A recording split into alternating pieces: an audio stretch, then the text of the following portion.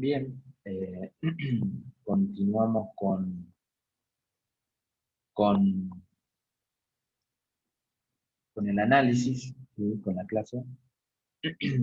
Eh, Ahora vamos a analizar un poco el efecto, ¿sí? Que tienen determinadas políticas de demanda y políticas de oferta, políticas de demanda agregada y políticas de oferta agregada, digamos, en las variables endógenas de nuestro modelo. Las variables endógenas de nuestro modelo, digamos, ya lo habíamos visto anteriormente, teníamos, bueno, renta, empleo, precios digamos, y tasa de interés.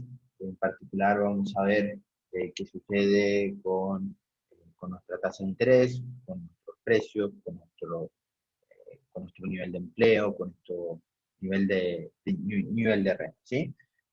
Vamos a empezar, con una política de demanda expansiva, una política monetaria expansiva, eh, que, digamos, aplica el gobierno, ¿sí? Supongamos, como siempre, estamos en la macro de corto plazo. En la macro de corto plazo nosotros lo que intentamos buscar es ver cómo moderar las fluctuaciones del ciclo. Supongamos que, eh, digamos, las autoridades monetarias, digamos, ven que, digamos, hay una contracción del ciclo o ven que pueden llegar a aumentar el nivel de producción para alcanzar al nivel de empleo, ¿sí? Entonces, eh, eh, partimos de la base de que de un equilibrio, siempre cuando analicemos las políticas y querramos ver el impacto que hay sobre las variables endógenas o cambios exógenos sobre las variables endógenas, tenemos que partir de un equilibrio. Lo que vamos a hacer es ver cómo estos shocks, ¿sí? Influyen en las variables de equilibrio, partiendo de un equilibrio, o sea, en las variables endógenas partiendo de un equilibrio, y cuál es el resultado final, ¿sí? Una estática comparativa. Entonces, bueno, supongamos que partimos desde el punto A. El punto A para nosotros, punto A, es es el equilibrio inicial. Eh, Estamos aquí, ¿sí? Estamos aquí, y este es el punto A. Y bueno, el gobierno aplica una política monetaria expansiva. Esa política monetaria expansiva puede ser por cualquiera de los mecanismos que hemos visto anteriormente. Eh, entonces, bueno, vamos a suponer que aumenta M vía cualquier mecanismo eh, ha habido por haber, ¿sí?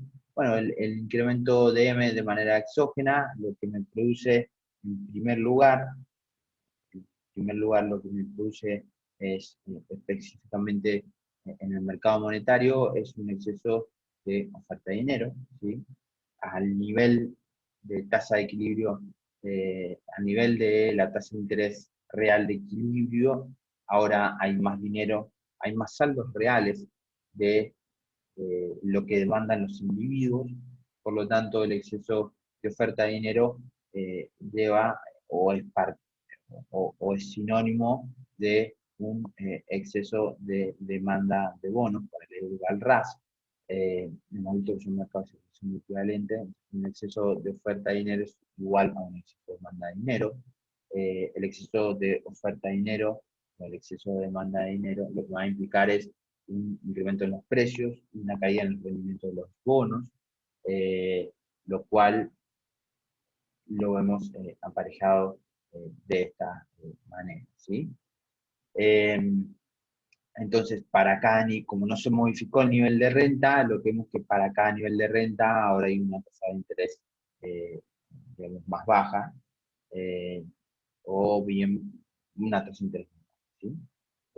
Esto implica un desplazamiento en la LM, ¿sí? Hacia la derecha. Y este primer desplazamiento que vemos aquí primer desplazamiento que vemos aquí, es producto de un aumento en la cantidad de dinero en los saldos reales de la economía, ¿sí? Los precios aún no han variado.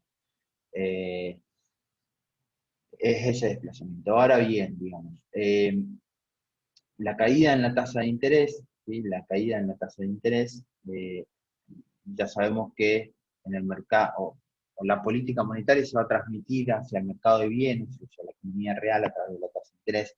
Por lo tanto, la caída en la tasa de interés real de la economía incentiva el consumo, incentiva la inversión. ¿Sí? El consumo e incentiva la inversión, y eso implica un incremento, dado todo lo demás constante, un incremento en la demanda agregada, que va a implicar un incremento en el nivel de renta efectivo. ¿Sí?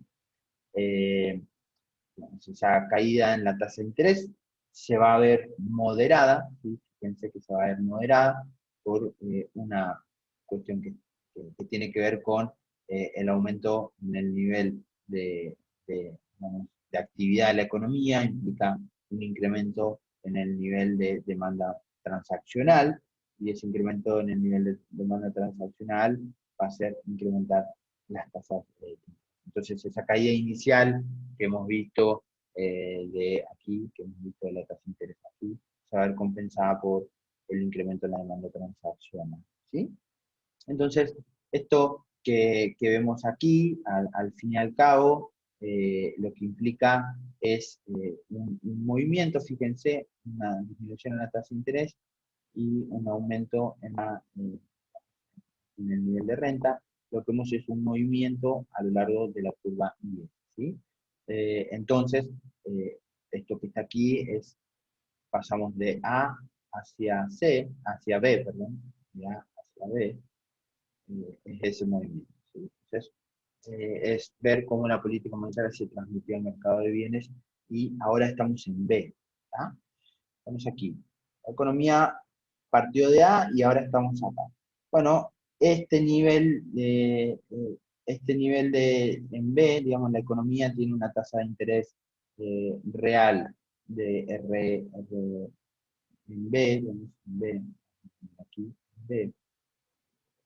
La economía tiene una tasa real de R'0 y un nivel de renta de I'0.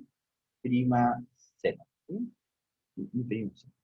Eh, bueno, los precios no han variado, y como los precios no han variado, todo esto resulta, digamos, dado P0, ¿sí?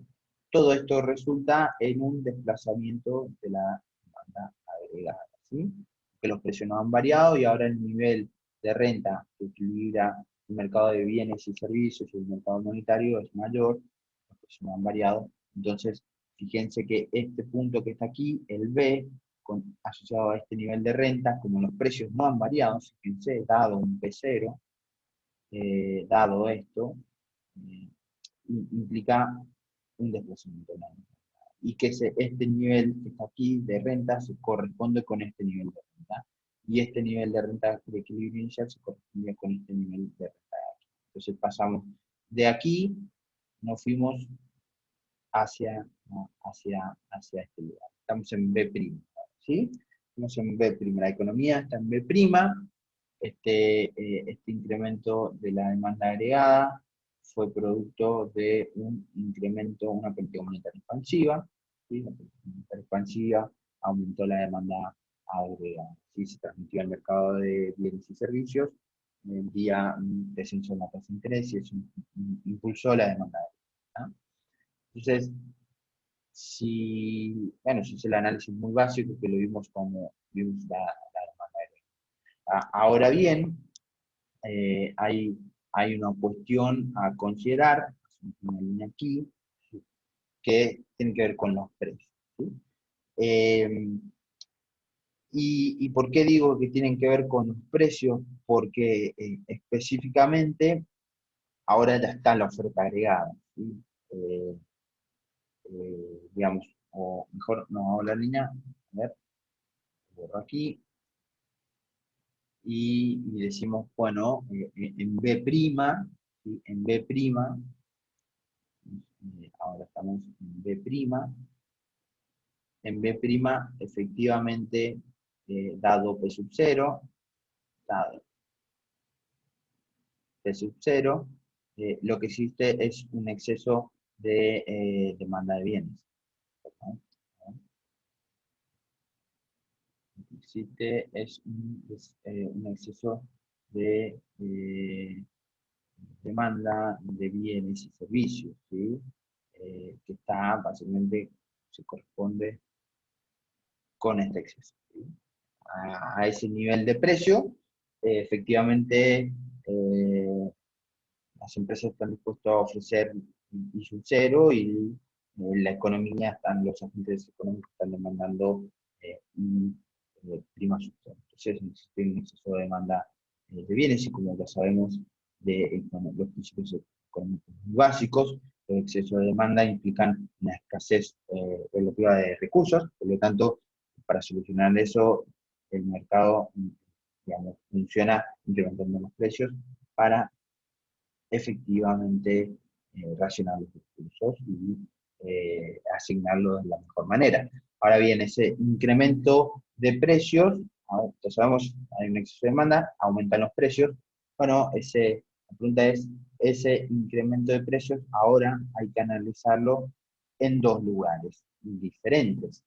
Uno es efectivamente, en la oferta, ¿sí? En la SA. ¿Qué sucede cuando aumentan los precios en la SA? Como hemos visto anteriormente, un aumento de precios efectivamente lo que hace es, digamos, hace caer el salario real, ¿sí? Cae el salario real. La caída en el salario real lo que implica es un incremento en la demanda de trabajo, ¿sí? Y un descenso en, digamos, la cantidad que están dispuestos a trabajar los trabajadores, porque miran el salario real, ¿sí? Entonces, esto otra vez implica un exceso de demanda de trabajo, y los excesos de demanda se solucionan en los mercados con incremento del precio. En este particular caso, con un incremento del salario nominal, y ese incremento del salario nominal tiene la particularidad de, dado los supuestos que hemos puesto de flexibilidad en los precios del mercado de trabajo, ese aumento de, digamos, del salario real va a ser exactamente igual al incremento de precios. De manera que el salario real no va a variar, el salario real no va a variar. Si el salario real no varía, entonces el nivel de empleo no varía, y el nivel de renta tampoco varía, ¿sí? Todo esto, digamos, todo esto es la explicación de cómo pasamos desde A' hacia C', ¿sí? Desde aquí hasta aquí, ¿sí? Entonces, esa es la explicación de cómo pasamos desde A' hacia C', ¿sí? Volvimos al equilibrio inicial. Ahora bien, también tiene un efecto en la demanda agregada de la suba de los precios, ¿sí? En la demanda agregada. Y lo que vamos a estar explicando es cómo pasamos desde B' hacia C'. Y es básicamente la explicación de cómo camino sobre, me voy moviendo sobre la curva de demanda. Fijémonos que el incremento de los precios, ¿sí? Implica, digamos, o sea, los precios cómo se conectan con la demanda agregada vía el mercado monetario, también vía, si estamos considerando la riqueza, vía la riqueza en el consumo, pero en este punto no lo estamos considerando, vía el mercado monetario. Entonces lo que implica es una caída en los saldos reales de la economía. Y una caída en los saldos reales de la economía lleva específicamente o implica digamos, un exceso ahora de demanda de dinero, un exceso de demanda de dinero. Y aquí, fíjense que esta caída implica una contracción, ¿sí? De la LN, ¿sí? Y el exceso de demanda de dinero es un equivalente a un exceso de oferta de bonos, y el exceso de oferta de bonos, ya sabemos que específicamente hace bajar los precios de los bonos y subir sus rendimientos, entonces sube la tasa de interés, y sube la tasa de interés. Y esto, en particular, básicamente es un desplazamiento de la LM hacia la izquierda, porque ahora, dado el nivel de renta, estamos con una tasa de interés mayor, ¿sí? Una tasa de interés mayor. Entonces, este desplazamiento, la LM, ¿hasta dónde? Y específicamente se desplaza hacia arriba. Este desplazamiento va a estar dado por el incremento del nivel de precio. También podríamos poner LM relacionado al P sub 0 o LM relacionado al P sub 1, ¿sí? Ahora bien, el aumento de la tasa de interés, ahora fíjense que ahora hay que caminar en sentido contrario a cómo vinimos desde A a B, ¿sí? Ahora hay que caminar en sentido contrario porque la LM ahora ya es la LM vieja, ¿sí? Entonces hay que caminar en sentido contrario. Bueno, el aumento en la tasa de interés efectivamente implica una caída en los componentes de la demanda agregada que están relacionados con el consumo de inversión, y esa caída de esos componentes implica una caída en la demanda agregada y una caída en el nivel de renta de equilibrio. ¿Sí? Eso es un desplazamiento de B hacia C. ¿Sí? Un desplazamiento de B hacia C. De B hacia C. Entonces, fíjense una particularidad aquí, que digamos, el incremento de la tasa de interés, o en realidad la tasa de interés, eh, vuelve a su nivel original, ¿sí? A su nivel original, vuelve a su nivel original, vuelve a su nivel original, ¿sí? Eh, entonces, digamos, este caminito fuimos recorriendo desde B a C, y es que efectivamente los precios, digamos, subieron lo suficiente como para neutralizar el incremento en la cantidad de demanda agregada. Fíjense que digamos, este shock, que implica un desequilibrio en particular, en primer lugar, con un exceso de demanda de bienes, se vuelve a restablecer, porque quien termina ajustando es la demanda agregada. Si la demanda agregada es quien desciende para restablecer el equilibrio en la economía, ¿sí? En la economía agregada, porque digamos, en realidad nuestra oferta agregada es incapaz de responder a estos shocks que tienen que ver con cuestiones que tienen que ver con los precios, ¿sí? Una cuestión, digamos, o sea, ¿cuál sería el equilibrio final? El equilibrio final sería C'. C' para nosotros es el equilibrio final. Eh, equilibrio final, y C' está relacionada con todos los mismos valores reales, es decir, el nivel de, de, de renta es I sub 0, que se corresponde con el nivel de empleo de equilibrio del mercado de trabajo que había al inicio. Por lo tanto, no se modifica el nivel de renta o nivel de producción, no se modifica tampoco, no se modifica el nivel de empleo de la economía, no se modifica el nivel de empleo de la economía. Eh, la tasa de interés real no varía, ¿sí? La tasa de interés real permanece eh, simplemente en el mismo lugar, es la misma que había al inicio. Por lo tanto ya tenemos tres variables reales que no se modifican: empleo, nivel de producción y tasa de interés real. Lo único que se nos modifica es el nivel de precio. Ahora el nivel de precio con el cual subsiste la economía es un nivel de precio mucho más alto, porque P sub 1 es mayor a P sub 0, el nivel de precio es mayor que el nivel de digamos, es mayor en la economía.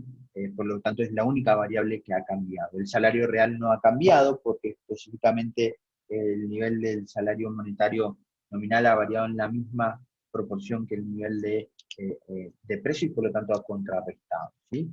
Entonces, lo único que vemos aquí, y lo interesante, es que para que las variables reales no se hayan modificado, es decir, la tasa de interés no se haya modificado, dado que el nivel de empleo de equilibrio es el mismo que al principio, para que la tasa de interés no se haya modificado, lo interesante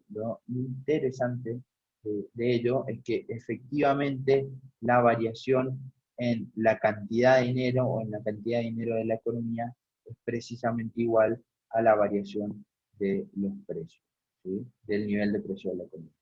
Y esto es un resultado muy importante, implícito en todos los modelos clásicos, que tiene que ver con la neutralidad del dinero, ¿sí? La neutralidad del dinero específicamente nos dice que, digamos, los incrementos en la cantidad de dinero no provocan o no tienen efecto en las variables reales de la economía, y lo único que hacen es aumentar el nivel de precio o la nominalidad o la, digamos, de la economía. Es decir, variables que son nominales, como la cantidad de dinero es una variable nominal, lo único que implica es que cambia a otra variable nominal, pero en términos reales la economía sigue siendo la misma que al principio, ¿sí? Es decir, una política monetaria expansiva para nosotros no tendría efectos en términos reales, ¿sí? Lo único que tendría es efecto en términos nominales, y provocaría niveles de precios más alto, lo cual si uno lo hace dinámico implicaría que tendría inflación, porque la tasa de inflación es algo que sería dinámica, precio en temas no sobre presión T, uno lo hace dinámico, entonces el crecimiento de la cantidad de dinero se relaciona con la tasa de inflación, ¿sí?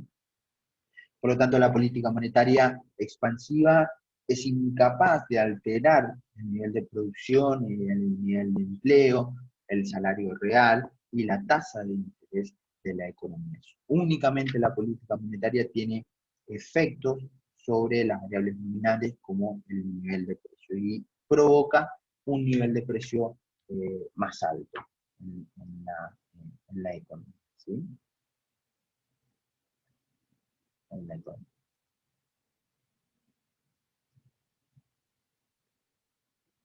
Perfecto. Bien. Eh,